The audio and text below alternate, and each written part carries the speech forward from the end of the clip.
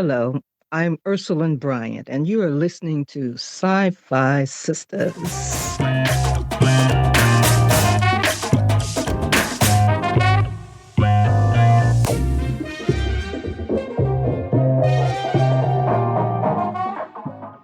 Hey, everybody, welcome to the SyFy Sistas podcast, where we give you our point of view.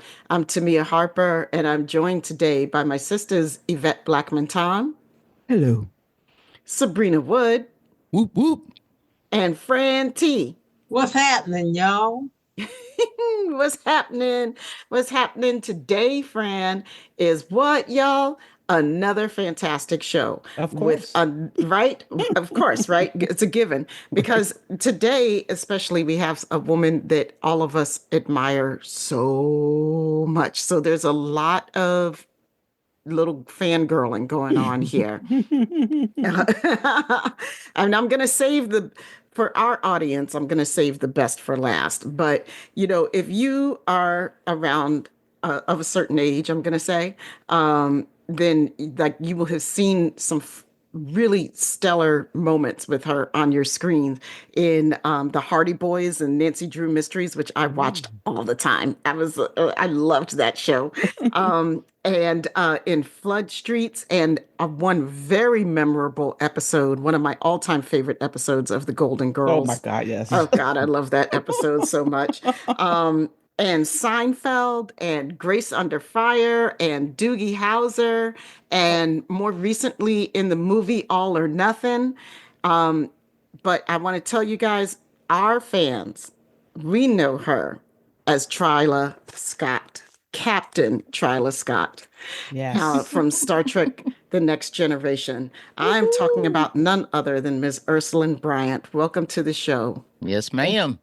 So much. Thank you so much for having me.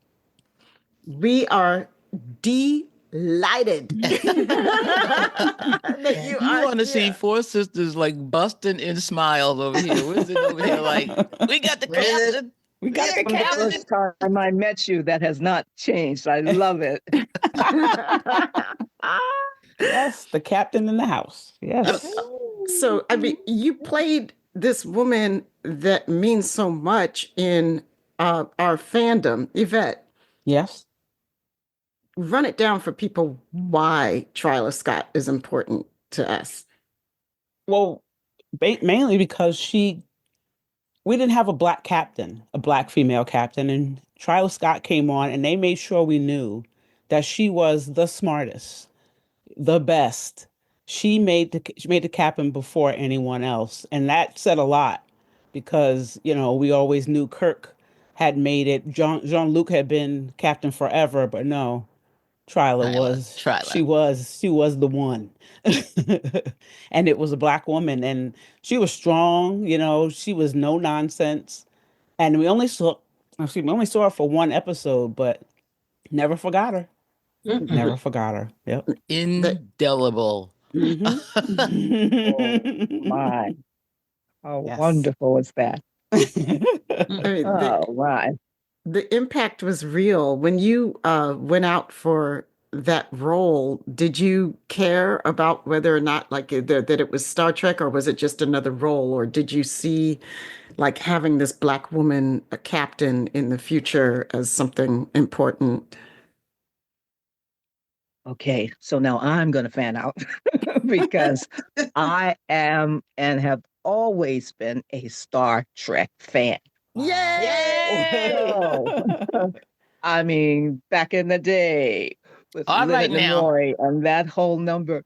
So when I discovered that I won out on that audition, I was in my world. It was not like a Star Trekker, a Trekker doing Star Trek. So I loved it. That's awesome. You were wearing that uniform, let me tell you. I'm telling you what. Ooh, one of a kind. They fitted it on. They fit it on your body. Yeah, I'm sure they do. The body has changed a bit, but I love. It's a beautiful fit. Mhm. You're so fierce. When you appeared on that screen, my jaw dropped. I was like, oh, who is this beautiful, like imposing, commanding woman? Like she's gorgeous and she's smart and she's like, I didn't know what to do with myself. Yeah. Right. And one of the ones that they had to call in there to say, like, what the heck is going on? We better call Tryla. That's right. That's it. Oh my gosh. I mean, I remember when I first saw you, and I don't think I realized what I was seeing. I was so like, oh, wait, I wasn't expecting. All of a sudden, I'm like, wait, what's going on here? And I think once I rewatched Star Trek: The Next Generation when it came on Netflix, no, maybe when it was on BBC, I'm not sure. But then when I saw it enough, I was like, I really kind of just, I got more of it. Like that little scene just, I mean, you just took that whole episode for me and made it your episode. And I mean, I don't know if anybody else thought that, but I was always following you, and the more I watched that episode, the more, and that is a really good episode. It's a good episode. Yeah, but you definitely steal the scenes in that one. Definitely. Oh, love that. So much. It's really easy when you believe in what you're doing. And like I said, I have such a deep affinity for Star Trek. I was truly in my world. I knew I was Captain Tryla Scott. I've just been waiting for the opportunity. And it was just amazing that that was the last show of that season. Yep. Right. Yeah. Which I thought was very interesting as well. So the timing was right. And it just appealed to not only myself, but everybody else. And it wasn't until years later that I did that and I started going out and meeting people. And I found out what an impact she had made. And that makes me so proud. We did a Hanging Chads. I was just thinking that would have been, I always want to know what's her story. I want to know more. I'm sad that we didn't see her again, but I think her backstory should be told. I know in the books they are, but I would like to see it on screen, definitely. Yeah. At one of the conventions, I met a young man who wrote a story about Captain Sisko. Yes. Yeah, That's our brother. And he integrated me in that storyline as the love interest. Yeah. And I haven't completely read the book. I just read the chapter he pointed out to me. Right. But it's fascinating. I said, okay, here was her continuation. Okay. So what happened? They started to bring in other people, and I think after that they brought in Whoopi Goldberg. Right.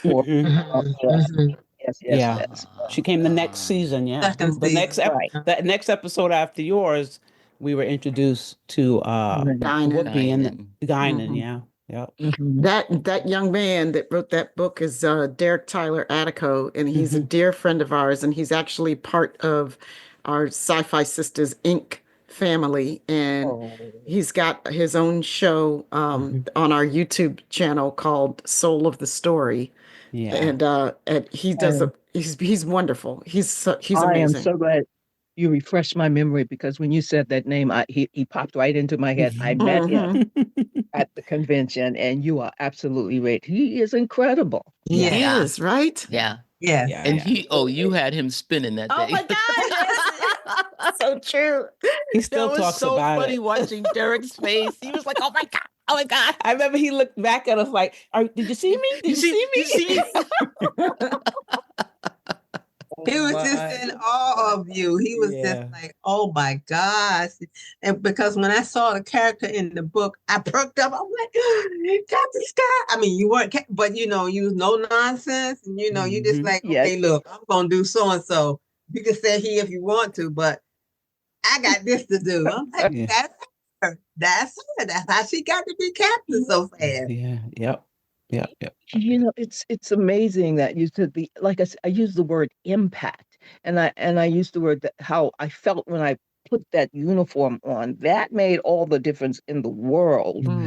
To be associated with that, to have your captain bars on and the whole number, and it was just that was my duty to walk in there and know who I was. Mm. Fully That pipped. star system. Fully pipped. That's That's right. right. Fully pipped when we met her. Right, right. We had a. I actually wrote a story. I wrote an article, and it was called "Surviving the Center Seat: Black Female Captains from Tryla Scott to Carol Freeman." And we talked about the fact that, when a fully pipped Black woman comes on Star Trek, she gonna be dead by the end of that episode. Or she was dead when we met her. Met her. Dead when we met So her. we were pointing out, like, y'all, what's up with this? Because when you appeared, we had a little disappointing things going on with Black appearances on Star Trek Next Gen. We had Michael Dorn and we had LeVar Burton. And as I've always said, you had two of the most handsome Black men in America, and you put makeup on them and put things on them to hide how beautiful they were. Okie dokie. And then we had some questionable episodes. Things were like, oh, I don't know what's going on here with Next Gen. But then we had Conspiracy, and we were like, all right, okay, maybe this is going to be okay. Right. Maybe this will be all right. All right, okay.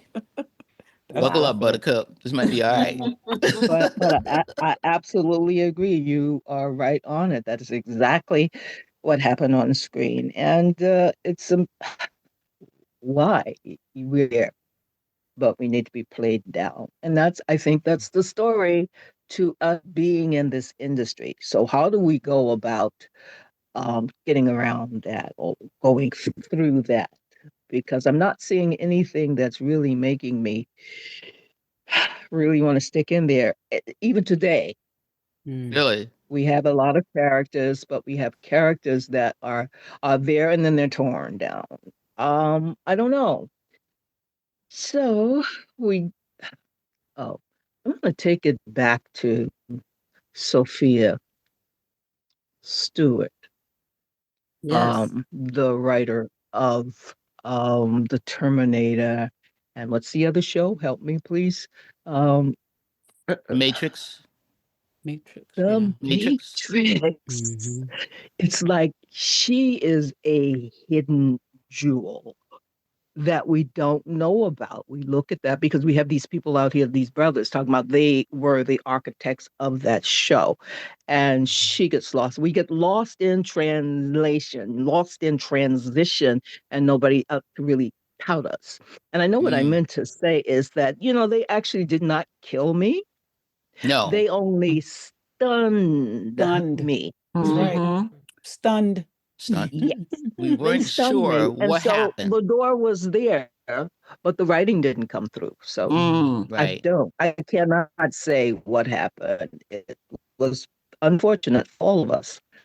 And such a terrific character. I mean, it was just like, how could you, that's our hanging Chad. Like, how could you let that character that you gave us all these things, and then you just, I don't know what happened. What happened?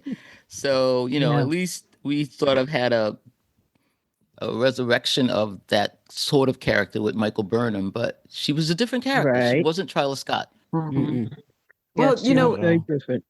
I wanted to. I had the opportunity of meeting her as well. Yeah, she's wonderful. She's wonderful. But it was two different entities. So you're absolutely right. I wonder. A couple of things that I'm thinking about as I'm listening to you guys talk, and it's a lot, so I'm going to throw it out there, but you guys bear with me, and we'll see which one sticks. Okay. My thoughts went like this. First, they went to when you were talking about putting on that uniform, and that you had to embody her, you had to walk with it, knowing who you were. And what it made me think of was, especially, at any time for a Black woman in this country, how many of us get to feel that? I mean, there's more of us now who get to feel that sense of embodiment, that sense of personal groundedness and self-knowledge. But when that episode came out, I mean, we almost never, ever saw a Black woman in command anywhere, on television or in life, and I was thinking about that experience itself and what a beautiful gift that must have been. Mm-hmm. Mm-hmm.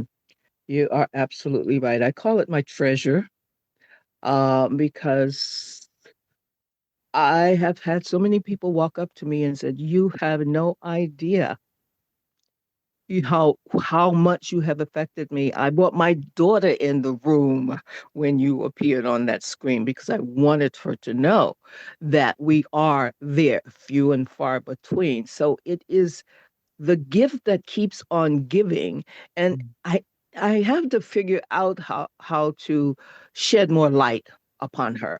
Mm-hmm. Not just the conventions, but how do I really go about bringing this character alive, so that people can understand that I'm here in the whole number and you can do this too? How do we, when that door is open? It is not. So, how do we go about opening that door, letting that character walk through again, as graced as she is in age, no matter what it is, so that our young people can continue to see that type of image? Mm-hmm. Mm-hmm. Yeah. And I it was, think there's a lot of ways.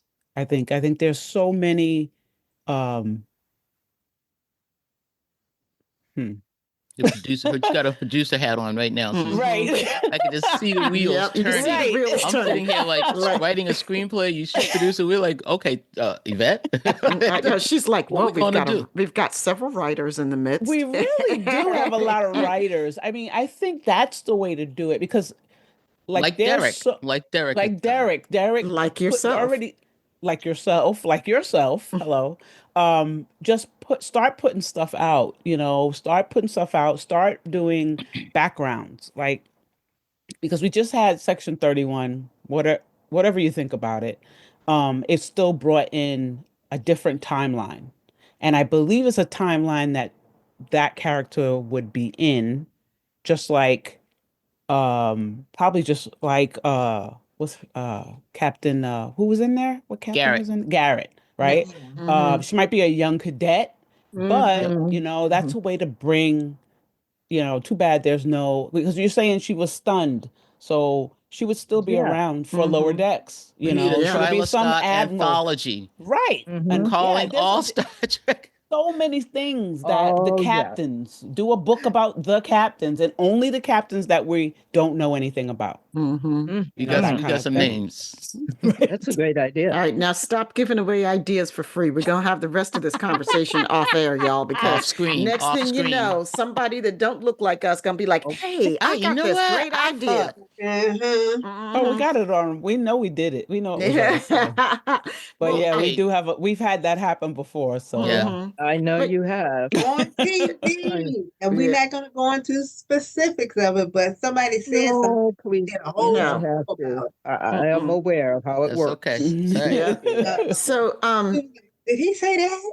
He did say the that. Stop it. the other thing that I was thinking about, what led me after we were thinking about putting on that uniform, and I was just thinking about overall, because you've had a really long career, and you started in this industry. Did you ever see Hollywood Shuffle? Absolutely. Right, yeah, that's my jam. I love that I movie. love it. Yes. I mean, I and did I see it was thinking of many like, times. yeah, Me like too. the times that when you started and when you were coming up in the 70s and the 80s in this business, I kept thinking that you probably had to go through a lot of Hollywood Shuffle type of moments. Or did you? Well, it was very interesting. I think they just didn't know what to do with me. They didn't understand my sound, first of all. And Mm, I said, "Oh, that's very interesting because we all have different sounds. So, what is it you're looking for?" So, I didn't fit in the boxes. mm-hmm, I did not fit in the boxes. I was usually taller than everybody else in the room. Um, and the sound they could not understand. And they want to pigeonhole you. And instead, if they can't pigeonhole you, then they don't use you. Uh, I did have a lot of Hollywood shuffles. As a matter of fact, I was recalling something just yesterday. Sir Sidney Portier. Oh. He was casting for Love of Ivy, I think it was. And I went up on that call. He called me back and he called me back and I called me back. And then he says, I just can't do it. And I said, what do you mean? He says, if I put you on the screen opposite me, I'm going to look like your grandfather. And I just said to him, Mr. Portier, there's makeup. There's hair. Yep. And I know there's costuming. He wanted to do it, but he couldn't. So I ran into that a lot. We love it. We want to use you, but no, we're going to go in this direction instead. So I ran into quite a bit of that, which is why I spend a lot of time on the boards. I go to the theater and I get to do so many characters that are wide and a variety of things. You don't get quite as stuck in that. You don't get paid quite as well, but still you have the opportunity to play your craft. Yeah. But that came up just yesterday, and I said, and that's been the luck of my draw. They don't see it, and when they can't see it, you just don't get that role. Yeah. I was listening to an interview with Viola Davis the other day, and she said something that really shook me up about Black female actresses and the training that they go through, and that how they're trained to act in white parts, like they have to do Shakespeare and Chekhov and Ibsen and all of that, but they're not doing like the Blacks play. They're not doing Hansberry. They're not doing this. They said so. Black actresses have to be able to do A Raisin in the Sun and do The Cherry Orchard. Where white actresses don't have to do that. So when you say you go to the boards, what has been your experience with that kind of like dichotomy of what kind of play you're going to do, what kind of piece you're going to be in? Well, how do I say this? I have done everything from, nobody would ever cast me in a mother role until I went to the boards. Wow. These are wonderful pieces that nobody really knows of because they're done in small theaters.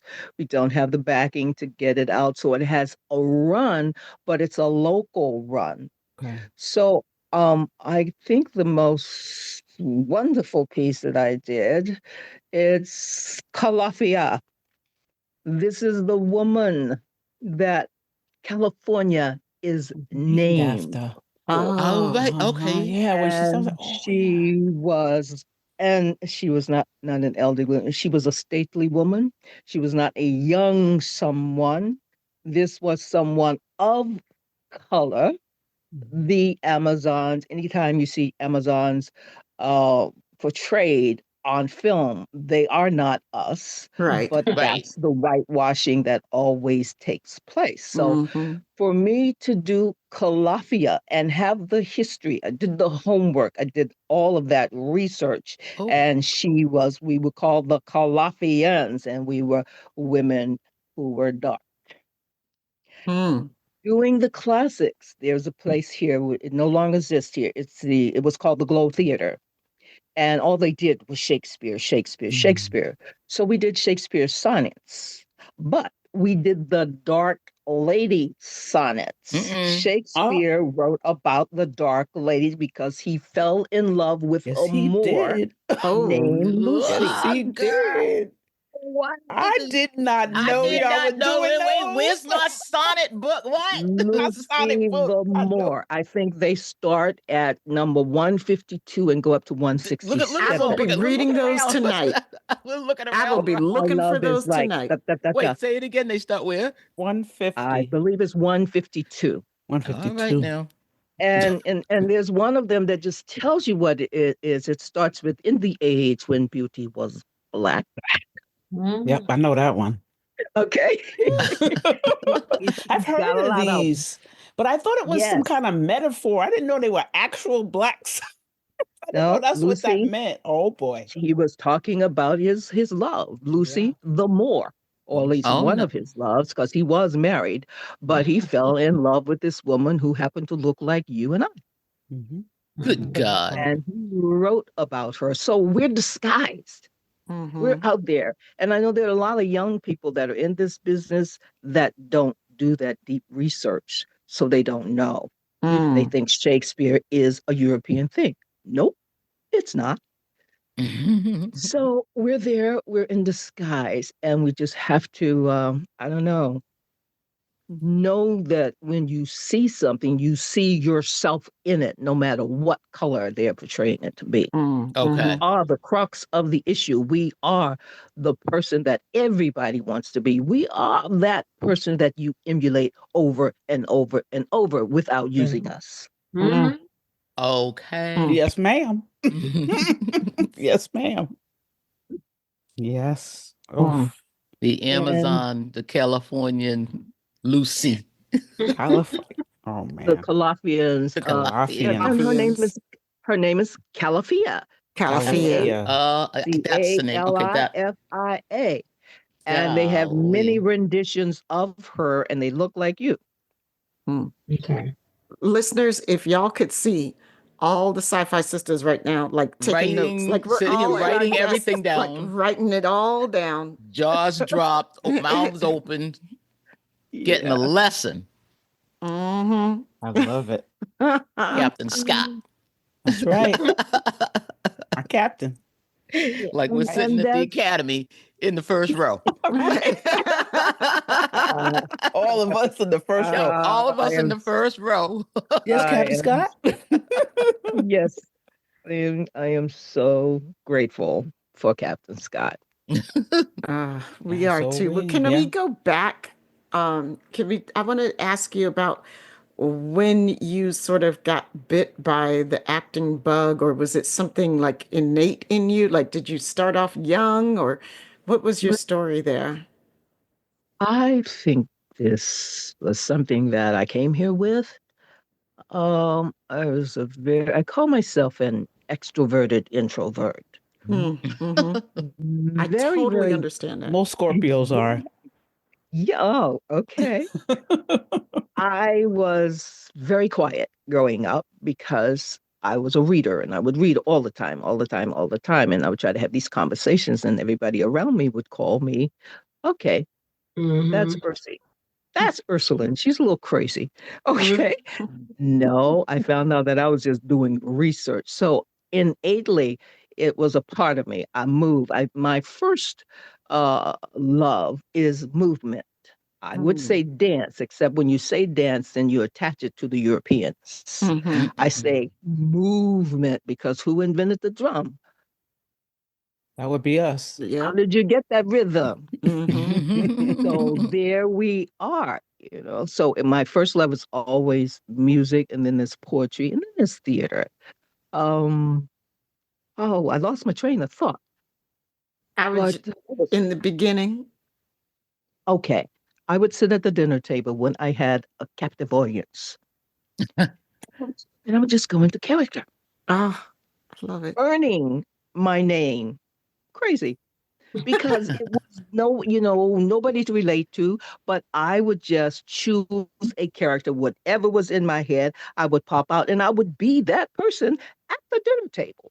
Oh my God. Love So it. Well, I'm sure. Love it that. started very, very early, and I really didn't know what I was doing, but I didn't stop doing because I know that it felt good.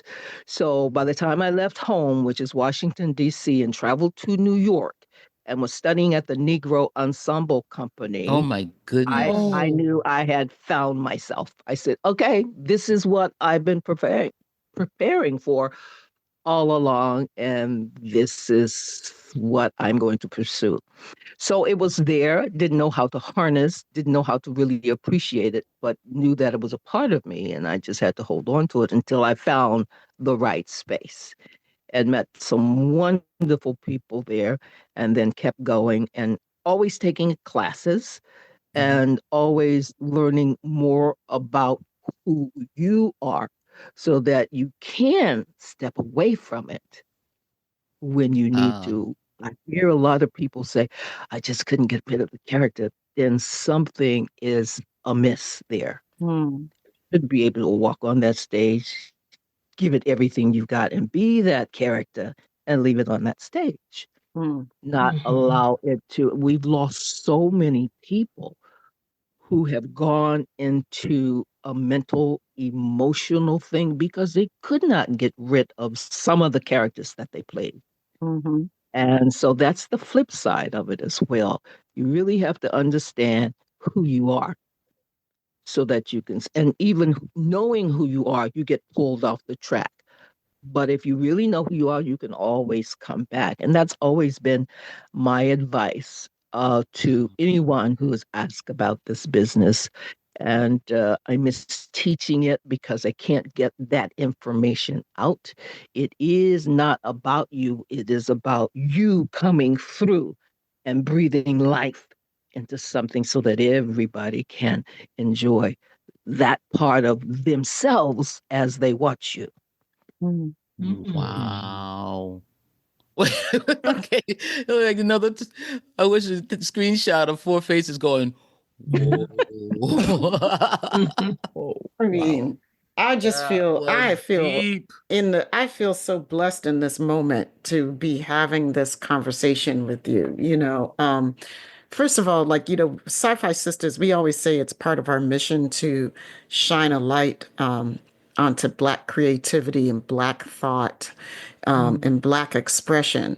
And in that mission means that we say our names for ourselves, right? We teach our history. We tell people, we keep ourselves alive and relevant to us, right? And I feel like in this moment, this is exactly why we exist, because we know you as Captain Scott, and we knew you from these other roles on TV, but we didn't know you, and I think you are a treasure, and you are somebody who is so important to us and whose voice should be heard, that I feel so grateful that we have this small platform right now to help get your voice out. You are so important to the world. I'm feeling very moved right now. Yeah. Yeah. Thank Yeah. you Yeah. so very much. Thank you. Yeah. I'm Is very emotional right now. Because that was so, what anybody that's trying to create anything in, like you said, dance, movement, whatever, producing, writing, that's one of the things that's so hard to learn, that you were, even as a writer, you're writing from yourself. You have to know yourself. There's stories that come out of you, can only come out of you. They can only come from you, and you gotta be brave enough to know yourself and know what you want to say. And what you just said to me, and I'm taking it like, yeah, you just said it to me. I have been so inspired by the people that have come on this show. I mean, I know we are so happy to have this platform, but because these nascent creations that I have in my head have just, like, they burst because people say things like you just said, and like put your finger right in my heart to say, you've got to figure out who you are so you don't lose yourself, so that you can bring what's in you to the world. And I'm like, did I just get it right? I mean, did I just? Yeah. Okay. Absolutely. Okay. And then I feel like, I'm sorry, go ahead. The physicians say, know thyself. Yeah. Know thyself. It's not lost on any genre or any profession to know thyself and love thyself, whatever that self may be. We have everything with this. It's good, bad, and different. Don't know, want to know, can know, don't. We have it all. So it's not that you have to tread one path, but if you tread that path knowing who you are, it's a bit more simple. I am, you talk about this platform. I thought I was going to be late. I had an appointment and I went, oh my gosh, running down the sidewalk. I said, Oh, no. I cannot be late for this. So I am so pleased and happy that you do have this platform. It's amazing. Oh, thank you. You're welcome. I'm just cutting a few onions. It's okay. And let me give you a little bit of advice there. Don't hold it back. Let the tears roll. Let them stream. I think that's one thing that we carry everything inside, and we become burdened with these aches in our heart and things that manifest inside because we think we don't have the platform to let it out. There's an exercise that it's a life exercise, is that you just go up and down your voice and let out a sigh, and that sigh gets to be a scream. Let it out. So let those tears roll, because you have earned shedding those tears. And if something is impacting your heart, impacting your soul, because that's where you want to go. You want to get in touch with your soul. We're so separated from our soul self. Yes. So when it comes up, don't deny it. Let it come out. It's all good. And we've been told to sit on it. No, we don't have time to do that anymore. Girl, you were so you ain't said nothing but a word on that one. I ain't got time for that no more. No more, no more, no more. As the elders used to say, you said a mouthful. Yeah, you said a mouthful right there. I love that you are also from Washington, D.C. I remember when we met each other at Star Trek Las Vegas, and we both realized that.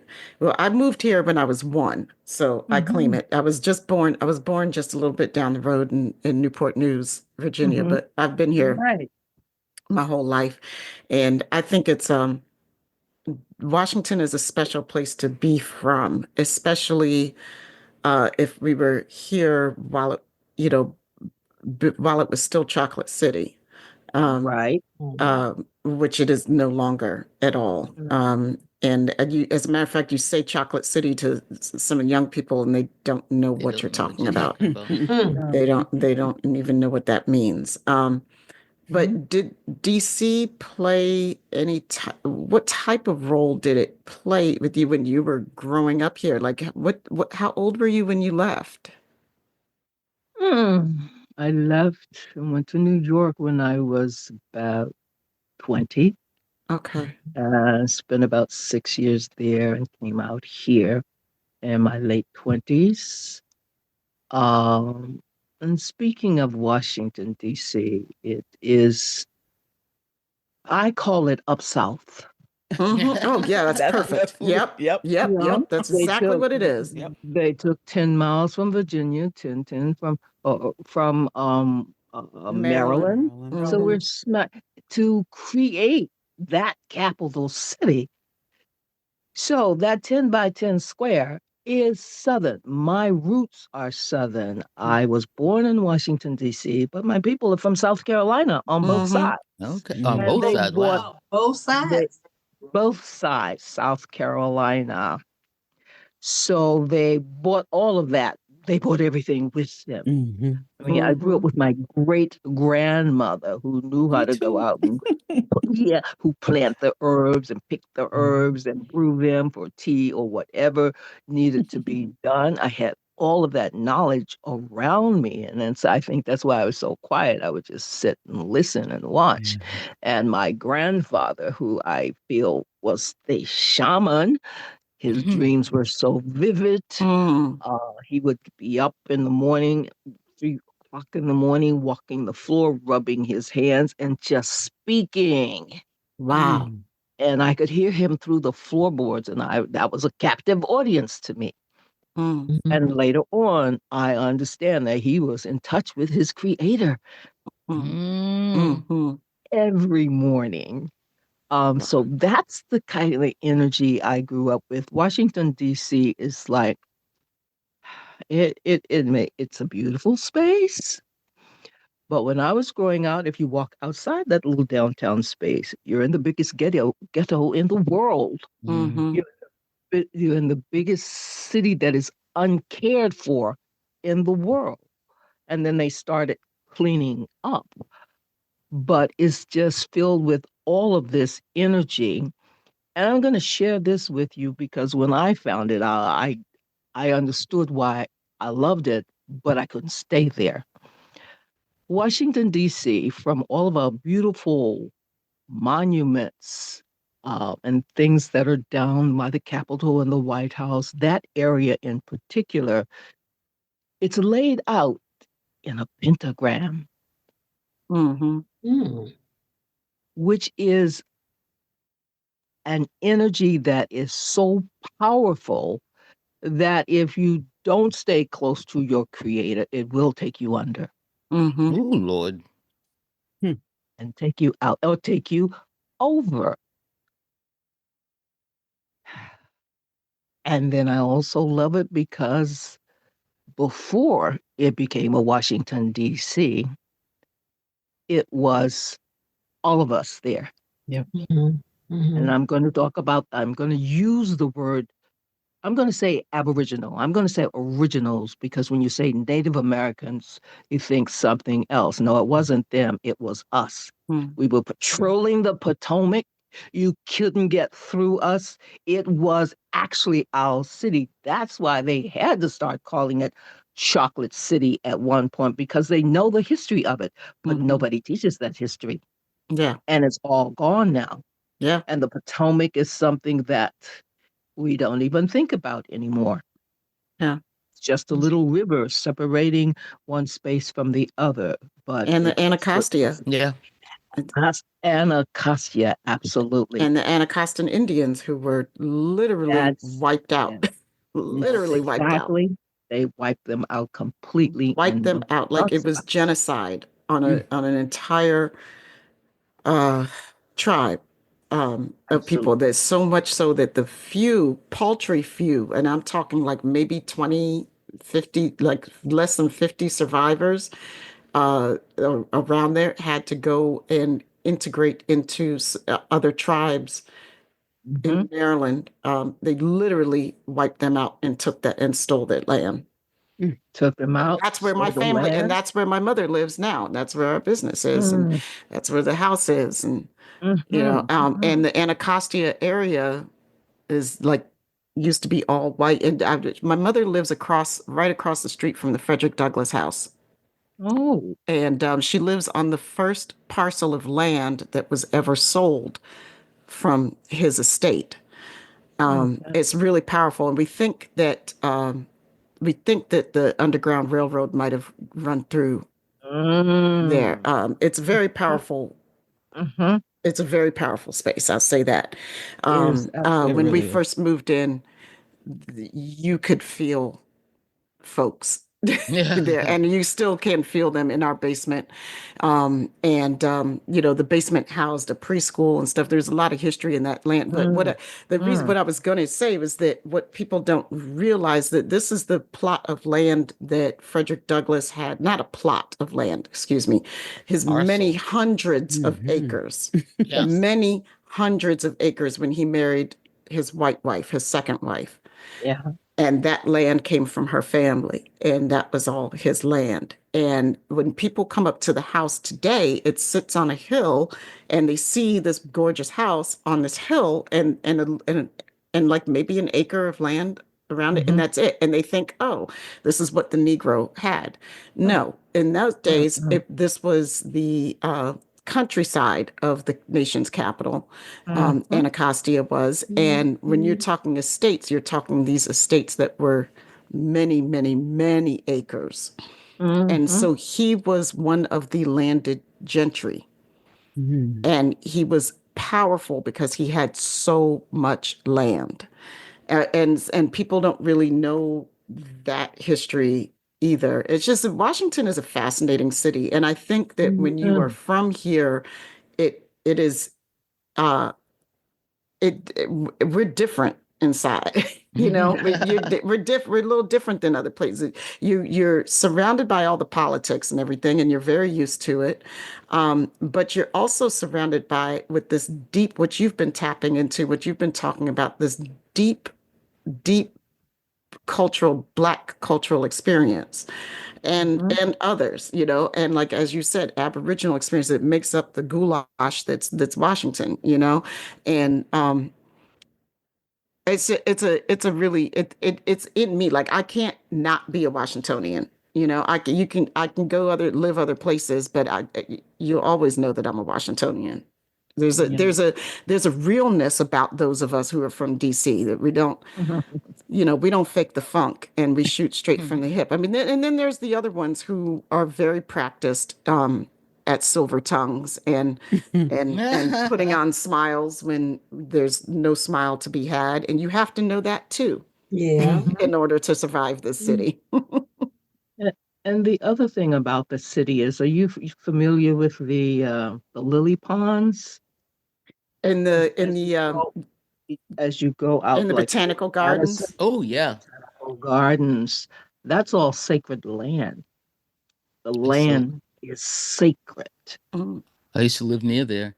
Yeah, and I just found that out recently. I just wanted to know why I was always drawn there. And I remember when my mother passed away, she wanted her ashes scattered there, and we got that done as well. Of course, you're not supposed to, but we did.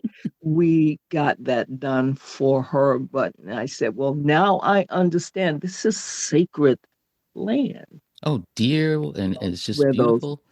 Yes. I mean, this beautiful oasis right on the edge as you begin to go deeper in Maryland. Right. Because I had a boyfriend that was a Washington, D.C. policeman, and they could only live but so far over the line of Washington, D.C. So we were like one street into Maryland. You know, I mean, really, I mean, if I look that way, that's DC, but we were in Maryland. And that's why I was so close to the botanical gardens. But, you know, so I was like, well, no, I'm in Maryland, but not really. Not really. I don't know where we live because the Maryland DC line actually cut the house that I live in half. Wow. Yeah, there's all kinds of crazy stuff like that over there. What? So I actually the state line? Right, you know from the color of the street sign changes. You're like, you can look and see what color is the street sign. Where am I? Wow. It's a fascinating place. It's absolutely. Oh my God! When I first got here, let me tell you, I was so confused and lost, but I figured it out. Yeah, our botanical gardens here in Norfolk, the way that they started, and this has just come out in the last 15 years.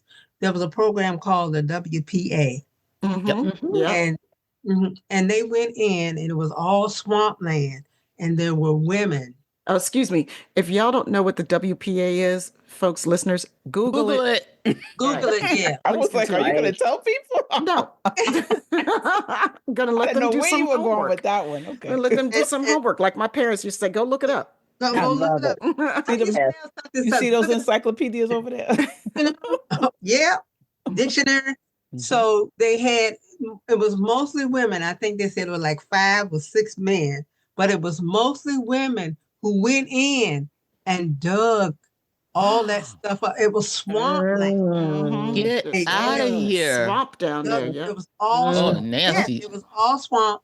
Snakes. And they dug it, and they had everything. People. And they dug it all up, and then they had to plant the azaleas that was in there. And this was mostly women that did this. They didn't show.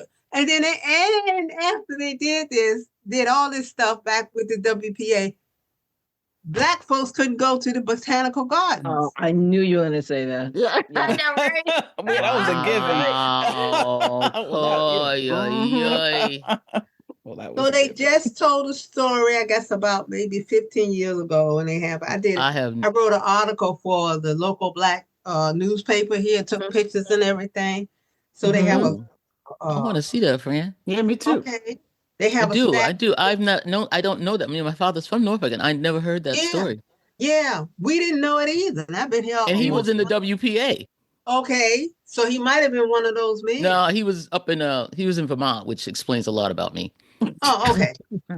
So they have a statue, they have a plaque, and then they finally put a big sculpture of a shovel, saying what was what.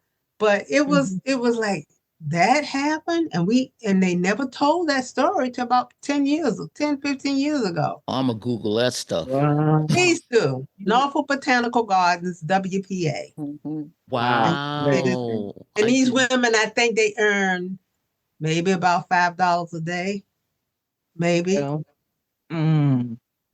if at all. And you know what else they did not tell us? The District of Columbia. Well, who's Columbia? Oh, Columbia, the gem. Does anybody know I don't know. Is? I just know from the song. No. I found out that Columbia, like I was talking about the goddess that California is named after that looks like us. Well, Columbia is another goddess. Mm-hmm. And if you are down on the White Monument grounds and you look to the right, you'll see a building there, but you'll see a statue that's in there. That's the goddess Columbia. And they didn't tell us about her either. Okay. More research. I love to read. I love to research. And I found that out along with when I was discovered what the lily ponds were, how sacred they were. Mm-hmm. I'm telling you, no wonder he wants to change the name of this. Wow. He don't even know that. What? He don't even know what DC means. I'm just reading. I'm gonna have to do some more Googling. Yeah, some more research though, because the first thing, because you stymied us. Well, right, and now. The first thing that comes up, and if you Google Goddess Columbia, right, the AI overview thing that comes up first, Columbia is a personification of the United States, often depicted as a goddess-like figure. So, I mean, it's not even saying like Columbia, who she actually really is. Okay, so that's interesting. So I'm going to do some more homework, y'all. More homework. I found my stuff out before AI was so popular. Columbia Motion Pictures. You like see her. Real research. I mean, she's holding this. She's there, absolutely, and they keep changing her, but that's not who she is. No, exactly. But it's not who she is. I think that's so interesting. Talk about whitewashing. Absolutely. but you know how it is personified. No matter what it is we do, they try to emulate us, so they know somewhere within them. They know and they understand. And then there are those who made those moves and made those decisions. They absolutely know. No. Absolutely. They absolutely That's know. Why they made those rules and all that stuff. They know. That's right. Well, because we're entirely too powerful when we're in our full knowledge of ourselves, and and full power. And I think that's one of the reasons I'm so grateful for this group and the conversations that we get to have, because every time when we're together, when we're with guests, whatever we do, I get to know more about myself. I get to know more about who we are, and that's called freedom. Like the more, my mind is less and less colonized every day. And it's an active endeavor to uncolonize oneself. We have been brought up in this system, and it's something that even though parts of me might be kind of free, there's always more free to be, and And I find that, like, when you were talking about, like, as if you know yourself and you cannot be moved so much, not only can you not be moved, but you can operate and work within this world, to let your true self shine, right, Mhm. without any hindrance. And I think that's been a journey that I've been on my whole life, Mhm. to varying degrees of success. Often I Mhm. find I'm able to look back and look at the and know that, I had a lot of convictions, and did not have the wherewithal to stay true to those things.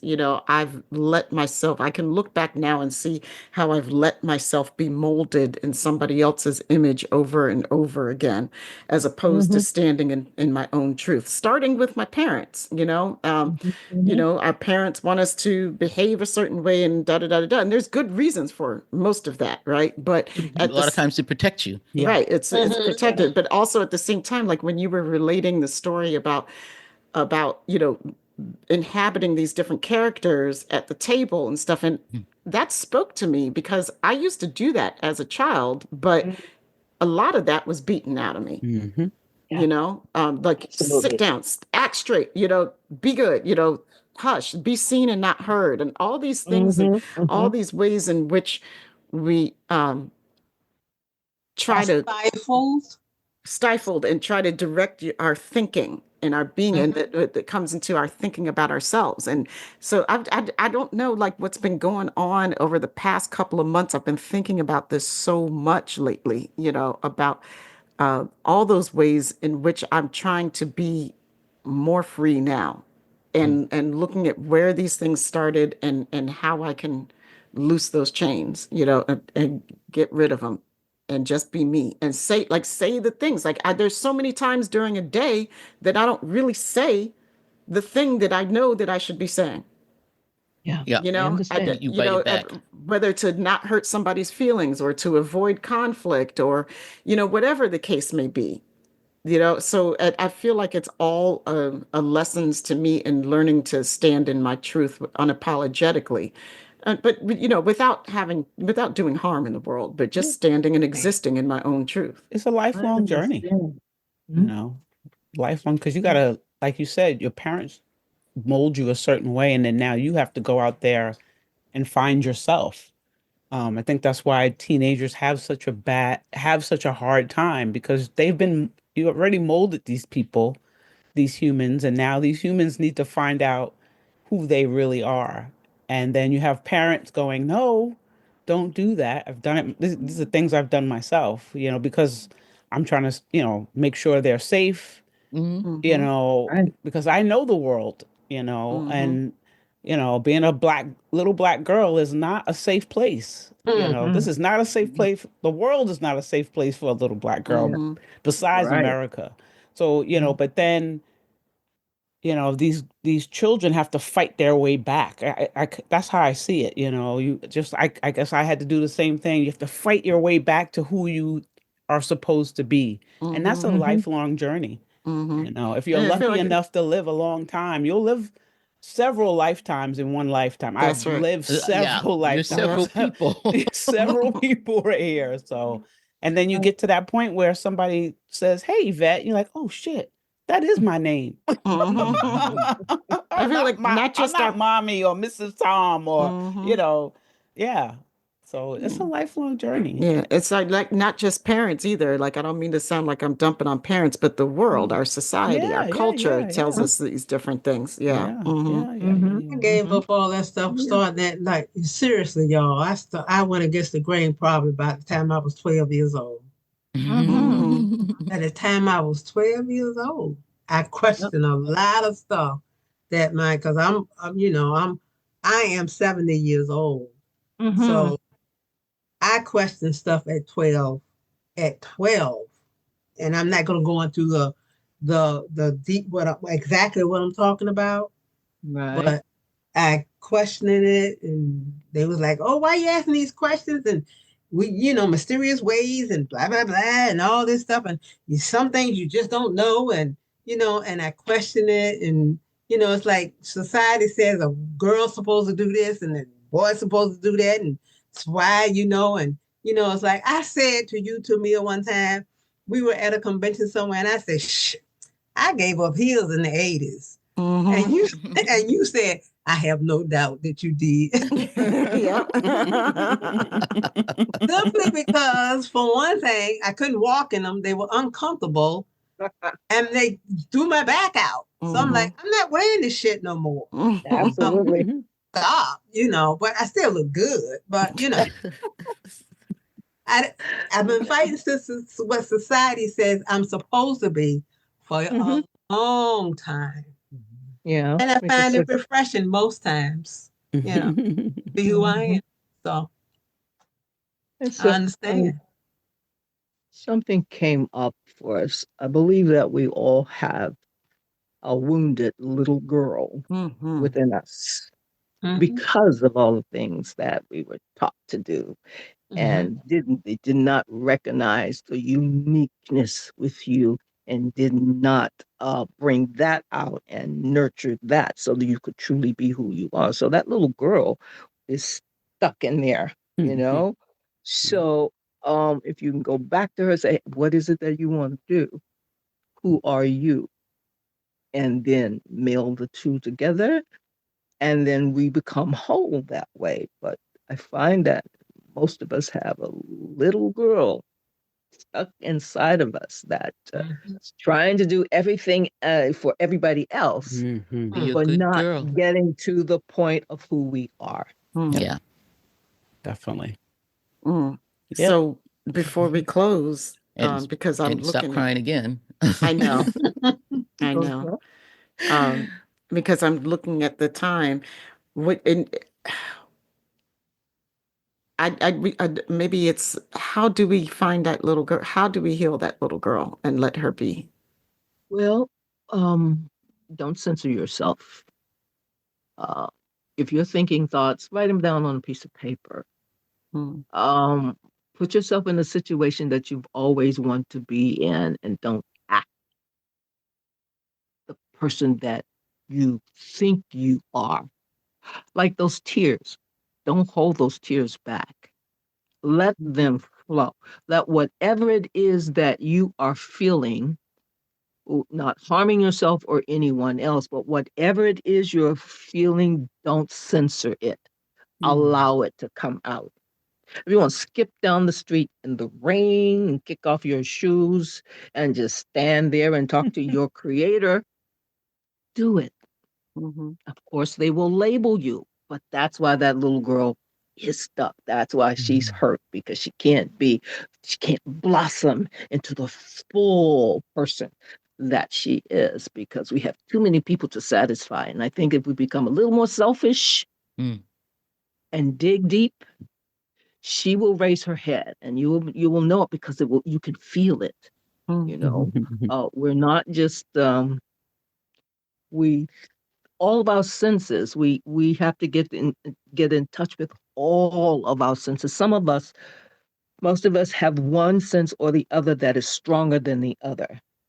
Find that sense and let that sense lead you back to that little girl, and then blossom. Sense stronger than writing that down. Right. Writing that down. Is it seeing? Is it feeling? Is it hearing? Mine is smell. I can wake up in the morning and go, okay, hi, who's here? What's going on? And it was really prevalent when my grandfather was sick and I was living in New York and I couldn't get home, and my apartment he was there. And we communicated that way, and it was just amazing. We have all of this to work with, and we're stuck in a corner. So let it shine. Let it shine. Just a little light of mine. What is this? Absolutely. Absolutely. I think mine is smell, because I can definitely, I can have so many memories. I know I told you this before, like my mother had a big cedar closet where she kept her furs. All right. But so I can remember sitting in that cedar closet waiting for her to come home, and just I can smell it now. I can smell her perfume. I can smell the fur. I can smell the cedar. I can smell my father's shoe polish. I could smell. I can smell the, that kiwi black polish. Yes. Open that can. I could smell it right now. And I could smell those Tipperellos that he had in his pocket. Wow. I'm telling you, I could tell. Because his coat was in there with her coat, and I would just sit there until scared. The little girl alone in the apartment. Don't open that door for nobody. Right. I'm gonna hide in the closet. You get home. Safe area. Somebody please get home. Me and Lloyd are in the closet. Oh, amazing! Wow! We're sitting in the cedar closet. Honeysuckle does it for me. Oh yeah. Oh wow. Yeah. Oh, that just took me back. My My grandmother's backyard in Newport News. Because there was a honeysuckle bush back there, and I used to go pick the fresh honeysuckles. Yeah. And get those big, yes. Yeah. We're all from the Tidewater area. So well, mine has always been coffee. Okay. Because I've been drinking coffee, I think, since I was 7. Wow. Yeah. But, back then it was coffee milk, more milk than coffee. Yeah, okay. Because my grandmother was the one that always had that percolator on the stove. And so that coffee would be, you would see it in the little lid. And I would sit there and just watch it.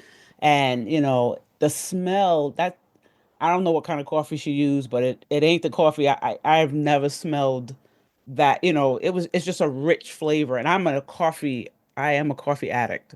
I'm down to only 2 cups a day, so it's not so bad anymore. But that smell of coffee, just really, I don't know. Coffee doesn't it doesn't keep me awake. It kind of relaxes me more than anything. And I think that's what it is. You're just thinking about her, and how she made me safe, because it wasn't, always safe in my house. So, but my grandmother's house was always safe. And it was always a place where I was, I'm the only granddaughter. So, I was, that was my kingdom, my queendom. It was like, so it was, I think like you, Sabrina, it was a safe place. Yeah. And that's the smell. Yeah. Mia, what's your sense? I've been sitting here the whole time trying to figure out. I think mine, I don't know, mine is attached to music.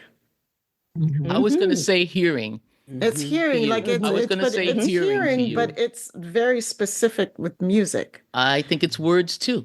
I think it's words. I think you hear words differently from other people. Yes. Yes, definitely. My observation. That's also true. That is the correct answer. I'm like, that's also true. But I say music, and because you just come up with a word that I was like, ooh. Words are my happy place. Yeah. Yeah. Words are a true happy place. And you pronounce them correctly, unlike me. Unless they're broken. Most of the time. Not all the time. We've learned so much here today. Yes, we have. I mean, this has been great. It has been. It has been a real pleasure. I didn't even get a chance to ask you about the movie. I really want to know about this movie. Can I ask you about that real quick? Please do. Okay. The All or Nothing. All or Nothing. Wow. His name is Charles Keith Campbell. He's a director, man of color, who has many, many stories within him. And this was based on a true story of 16 people who made it out of the Detroit area and came into their own. They left because they were enslaved. And I played the matriarch of one of I actually was the only fictional character in the piece. Everybody else is, I have to get you there is it's written up. I have to, and I can't remember the actual history that is based on. I will get that for you. I would love that. And I'll get it to you. Okay. But it was called All or Nothing. And it's so, he doesn't have the big studio behind him, and it's been out for several years. So he says he's shutting that down and starting with something else. But still, that's what happens when you've got all this creative energy flowing and you can't get through the system because of the money, because of the avenues that might be closed to you. So you do things like have people have screenings. So that's what he's been doing, like screening it around that Detroit area for the last 3 years. But I will I'll dig it up for you. Appreciate that. Yeah. Because it really sounded like a really interesting story. The synopsis that I saw. I'm sorry. Go ahead. No, that was it. Okay. It is a very interesting story. It's a very common story, but it's told from a different perspective. So it becomes interesting that way.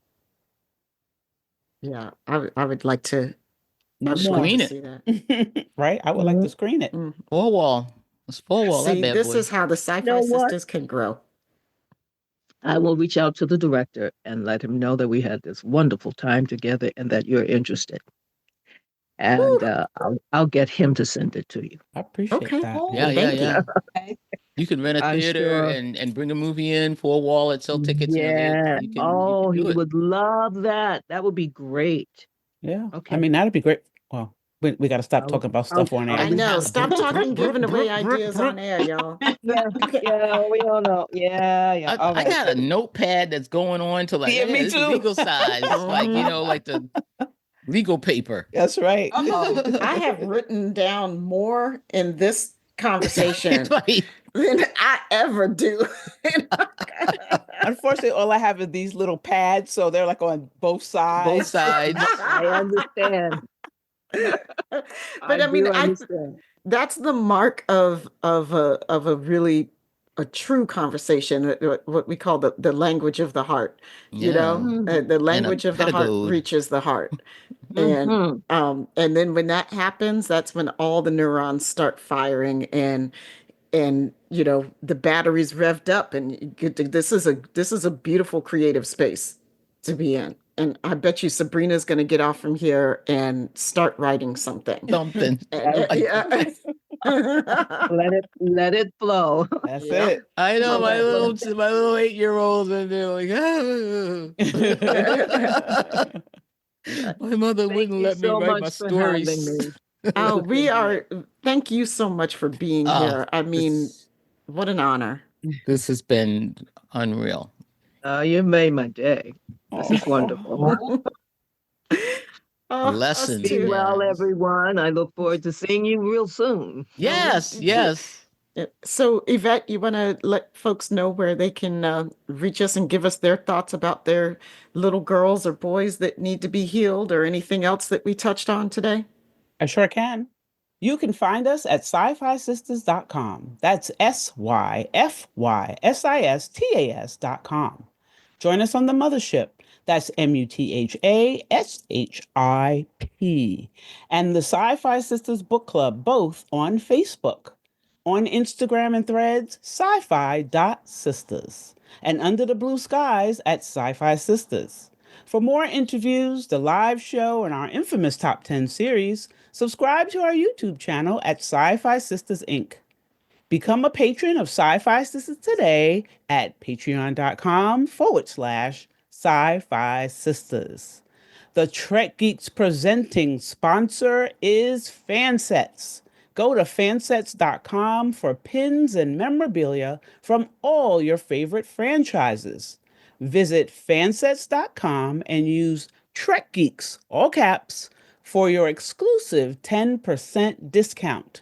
Our friends at Stranger Comics, the best in fantasy comics, invite our listeners to visit strangercomics.com and use SFS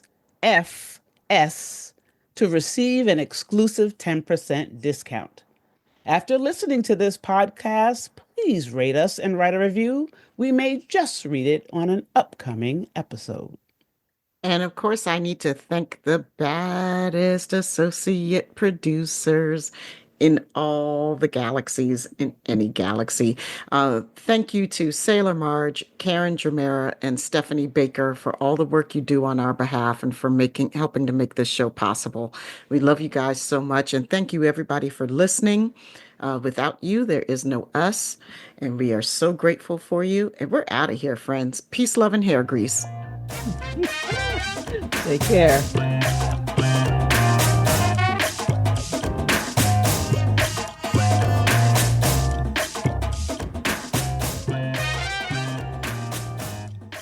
Hello, everyone. It's time for Shorty Shoutouts. This month, we would like to thank Zakia Graham, Tara Jefferson, Tara, Suke, Scott Jensen, Sandra Aponte, Peter Heisler, Olga Kravchuk, Olda Klein, Oils Galore, Muhammad Noor, Mike Nauer, Mike and Kristen Holton, Michael Stakem, L.J., Lenny, Jeffrey Cochran, Dave A. Gregory, Cleo Townsend, Brad DeMog, Bill Erickson, Bernadette Garcia Galvez, Ann Bradley, Allison Leach Hyde, Ayana May Tong, T.J. Jackson Bay, Timothy Baum, Susan V. Gruner, Stephanie Dole, Rita Passant Neversole, Rhonda G., Liza Albright, Linda Anderegg, Kalia Zawaki, Casey Shafsky, Jamal Taylor, Howard Hogan, L.M., Cassandra, Bruce McMillan, Anna Post, Dafid Balston, Stephanie Baker, Sailor Marge, and Karen Dramera. Thank you so much for your continued support.